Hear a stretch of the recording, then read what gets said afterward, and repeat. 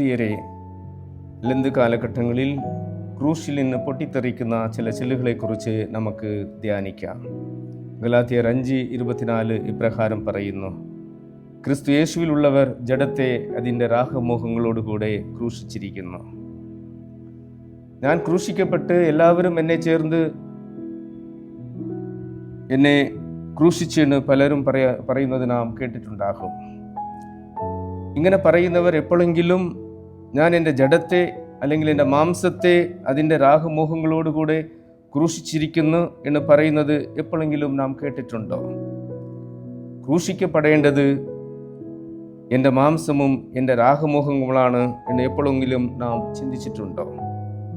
ഗലാത്യർ 5:16 2 പ്രധാനപ്പെട്ട സംഗതികൾ പറയപ്പെട്ടിരിക്കുന്നു: spirit and lust of the flesh, ആത്മാവും ജഡമും.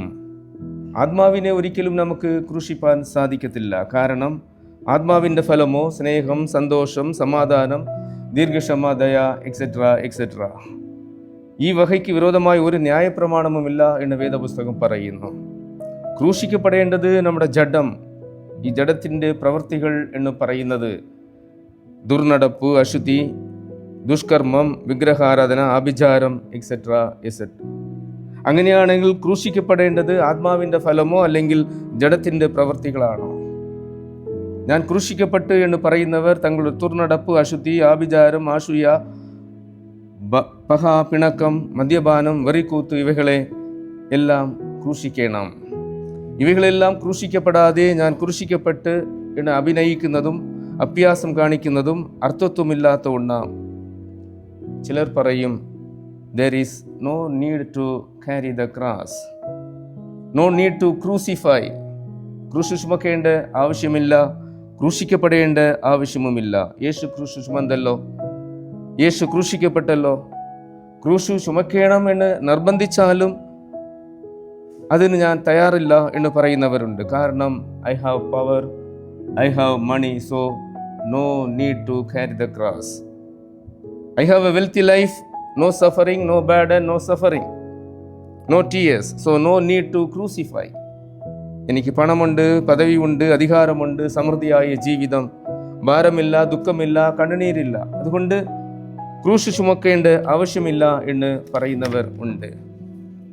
ഗലാത്യ ലേഖനത്തിലെ അപ്പോസ്തലനായ പൗലോസ് 2:20 ഇപ്രകാരം പറയുന്നു: ഞാൻ ക്രൂശിക്കപ്പെട്ടിരിക്കുന്നു. അന്ന് പൗലോസ് പറഞ്ഞു, എൻ്റെ അന്തസ്തു എനിക്ക് അഭിമാനമായി കാണപ്പെട്ട്, എൻ്റെ അധികാരം എനിക്ക് അഭിമാനമായി കാണപ്പെട്ട്, എൻ്റെ വിദ്യാഭ്യാസം എനിക്ക് അഭിമാനമായി കാണപ്പെട്ട്, എൻ്റെ ധനം എനിക്ക് അഭിമാനമായി കാണപ്പെട്ട്, ഞാൻ എന്നുള്ള അഭിമാനത്തോടുകൂടെ കാണപ്പെട്ടവൻ ഇപ്പോൾ പറയുന്നു, ഞാൻ ക്രൂശിക്കപ്പെട്ടിരിക്കുന്നു. എനിക്ക് ലാഭമായിരുന്നതൊക്കെയും നഷ്ടമെന്ന് കരുതുന്നു എന്ന് അവൻ പറഞ്ഞു.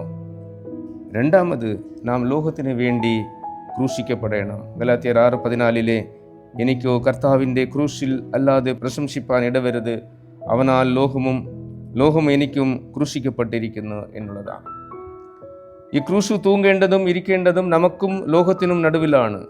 ക്രിസ്ത്യാനികൾ വെള്ളത്തിലെ താമര പോലെ ജീവിക്കണമെന്ന് പറയാറുണ്ട്. കാരണം താമരയിലെ മേലെ സ്ഥിരമായി വെള്ളം നിൽക്കാറില്ല, വഴി പോകും.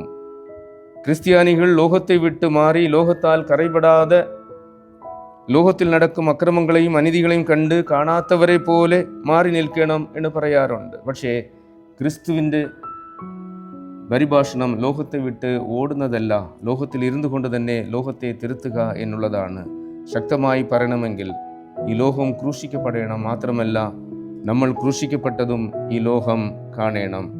ലോകത്തിനു വേണ്ടി ക്രൂശിക്കപ്പെടുവാൻ നാം തയ്യാറാണോ? There is a cross for me where I am not. ഞാൻ ഇല്ലാത്ത ഇടത്ത് എനിക്കായി ഒരു ക്രൂശ് ഉണ്ട്. ഞാൻ എവിടെ ഇരിക്കണമോ അവിടെ ഞാൻ ഇല്ല എന്ന് വെച്ചാൽ, ആരെ ഞാൻ സഹായിക്കണമോ അവരെ ഞാൻ സഹായിച്ചില്ല എന്ന് വെച്ചാൽ, നീതിക്ക് വേണ്ടി ന്യായത്തിന് വേണ്ടി ഞാൻ അവിടെ ഇല്ല എന്ന് വെച്ചാൽ, അവിടെ ക്രൂശ് ശൂന്യമായി കാണപ്പെടുന്നു. ഞാൻ ലോകത്തിന് വേണ്ടി ക്രൂശിക്കപ്പെട്ടിരിക്കുന്നു എന്നുള്ളത് പാടുകൾ അനുഭവിക്കുന്ന മക്കളോട് ചേർന്ന് അവിടെ വിമോചനത്തിന് വേണ്ടി പ്രയത്നിക്കുന്നത്, ഒട്ടിയ വയറുകളെയും ചുരുങ്ങിയ മുഖങ്ങളെയും കാണുമ്പോൾ അവർക്ക് വേണ്ടി ഉരുകുന്നത്, അനീതികളെയും കൊടുമകളെയും കണ്ട് ഹൃദയത്തിൽ ആണികൾ തുളയ്ക്കപ്പെട്ടവരായി കാണപ്പെടുന്നത്, കഷ്ടപ്പാടുകളിൽ ദൈവത്തോട് പങ്കുവഹിക്കാൻ കൂടെ വരുന്നവരുടെ അനുദിന ജീവിതത്തെയും ചിന്തകളെയും പുതിയ കാഴ്ചകളോട് നോക്കുന്നതും. Make a right decision to nail your wrong desires and attitudes on the cross of death. ധർമ്മബോധമുള്ള ഉറച്ച തീരുമാനമെടുപ്പാൻ വേണ്ടി നിങ്ങളുടെ തെറ്റായ ആഗ്രഹങ്ങൾ, അഭിപ്രായങ്ങൾ എല്ലാവற்றைയും ക്രൂശിലെ തറിച്ച് കൊല്ലുക. ദൈവം ഈ വാക്കുകളാൽ നമ്മെ അനുഗ്രഹിക്കുമാറാകട്ടെ. ആമേൻ. തലകളെ വണക്കി പ്രാർത്ഥിക്കാം. ക്രൂശിക്കപ്പെട്ട ഒരു ഹൃദയത്തോടു കൂടെ ക്രൂശിനെ ചുമന്നുകൊണ്ട്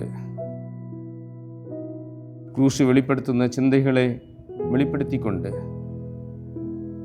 ക്രൂശ് നോക്കി ഞങ്ങളുടെ യാത്ര തുടരുവാൻ സർവശക്തനായ ദൈവമേ, എന്ത് കാലങ്ങളിൽ ഞങ്ങളെ സഹായിക്കണമേ എന്ന് പ്രാർത്ഥിക്കുന്നൊക്കെ താഴ്മയോടെ കേൾക്കുമാറാകണമേ.